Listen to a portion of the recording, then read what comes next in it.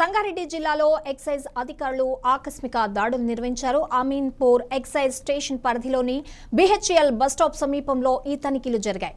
దాడుల్లో పశ్చిమ బెంగాల్కు చెందిన 2 వ్యక్తుల వద్ద 1.56 కిలోల ఎండు గంజాయి, 2 మొబైల్ ఫోన్లు స్వాధీనం చేసుకున్నట్లు అధికారులు తెలిపారు.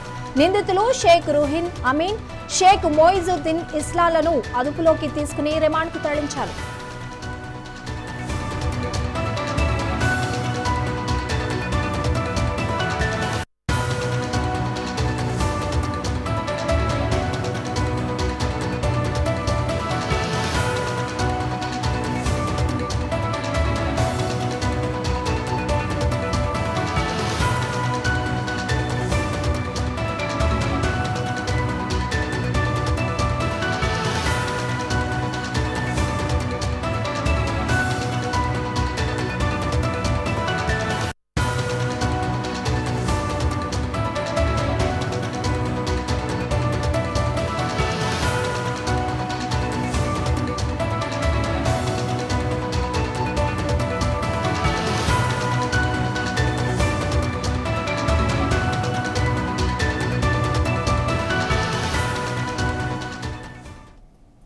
విజయవాడలో గాదె సాయి కృష్ణ కేసుకు